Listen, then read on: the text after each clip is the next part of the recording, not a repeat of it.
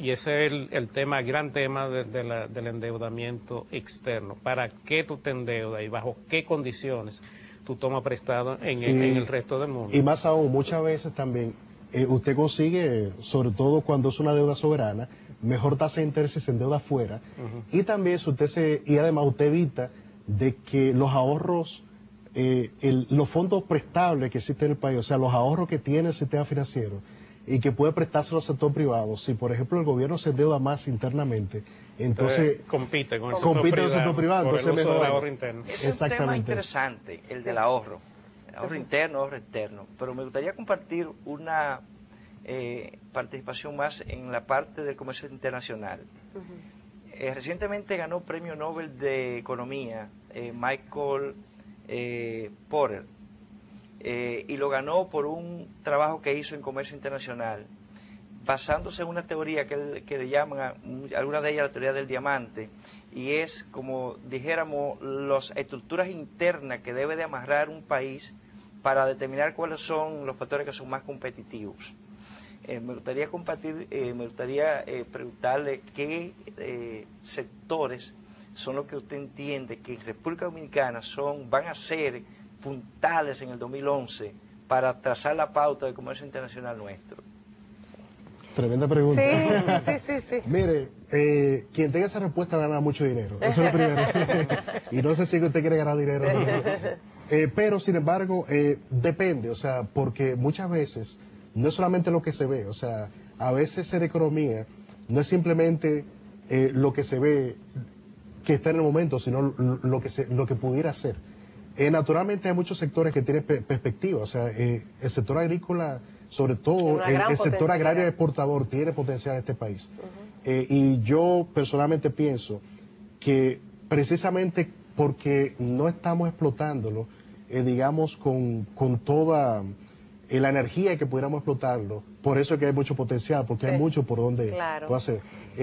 Como me decía un amigo que está en ese sector, el futuro de este país hay que verlo como un futuro, en cierto sentido, frutal. Sí, o sea, no, y yo quería agregar, Luis, perdón, que contestándole un poquito también a Rafaelito desde mi punto de vista humilde, y es el hecho de que, por ejemplo, el mismo comportamiento que han venido registrando la zona franca, gracias a la diversificación que han tenido en los últimos años, donde ya el textil tiene una poquita ponderación y vemos productos diversos que se están exportando, el hecho de la parte mineral de exportación por la vía del ferroníquel y por la vía del oro, el tema agroindustrial por el crecimiento de casi más de un 52% que avisora un potencial grandísimo tanto para el mercado europeo, norteamericano, son elementos, y el turismo por supuesto, que sigue manteniendo su tendencia positiva, son los puntales que seguirán arrastrando el crecimiento de la República Dominicana.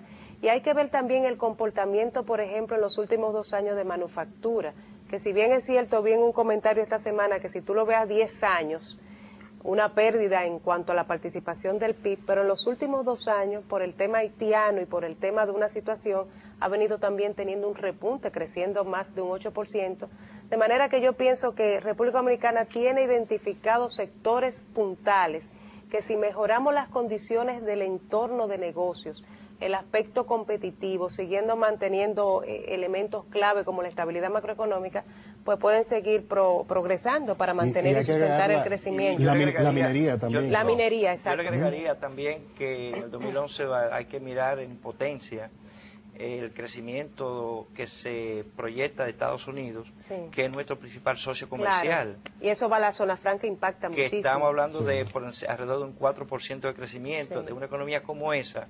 Realmente es un elemento a tomar en cuenta para lo que son los productores dominicanos. Y eso es importante, Rafaelito, porque como decía Odalis, ha habido una cierta desconexión entre las economías desarrolladas y las emergentes en cuanto a cómo han evolucionado en el año 2010.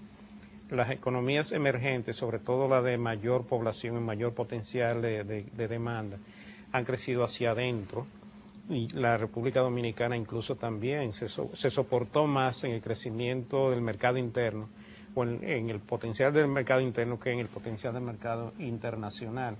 Si a eso le agregamos la experiencia de un mayor crecimiento de la economía mundial, de que la economía norteamericana crezca y de que los países europeos resuelvan en cierta medida, con Alemania a la cabeza, que experimentó un buen crecimiento, el tema de la deuda soberana de algunos países.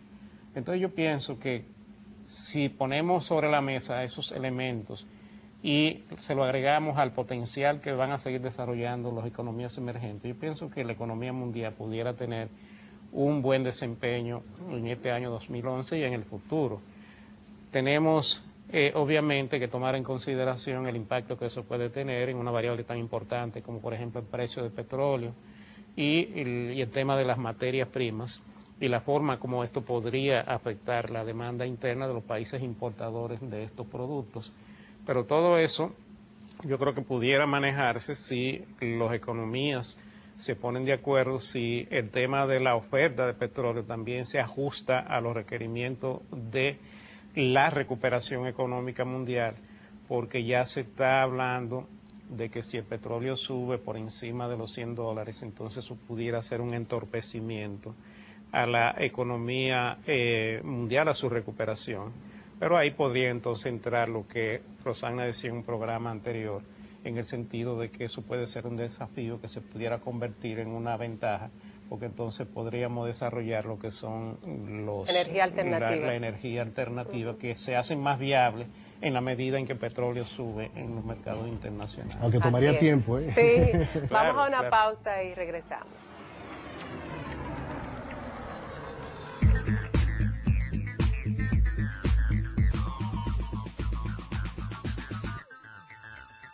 Amigos y amigas de Agenda Económica, vamos en el último segmento a concentrar este poquito tiempo que nos queda para hablar con Odalis sobre el tema de las tasas de interés.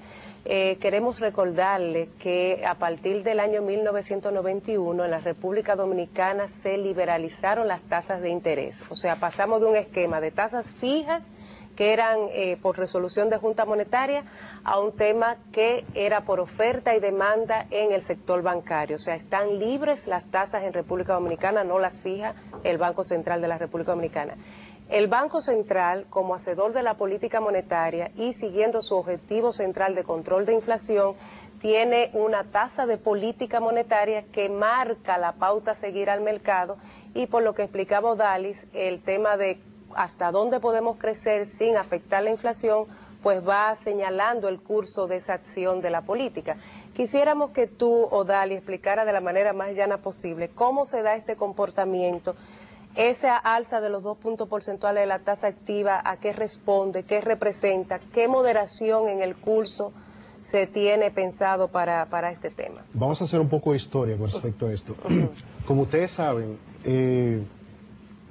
debido a los efectos de la crisis internacional, nosotros nos movimos rápidamente y lo que hicimos en República Dominicana fue básicamente propulsar una reducción de la tasa de interés. Una política monetaria flexible que básicamente lo que hizo fue que permitió mayor liquidez al sistema financiero y redujo la tasa de interés. El Banco Central tiene una tasa de interés de política monetaria, como bien tú dijiste, que es una tasa de referencia al sistema financiero, que es la tasa de cortísimo plazo, la tasa de un día, la overnight, como le decimos técnicamente.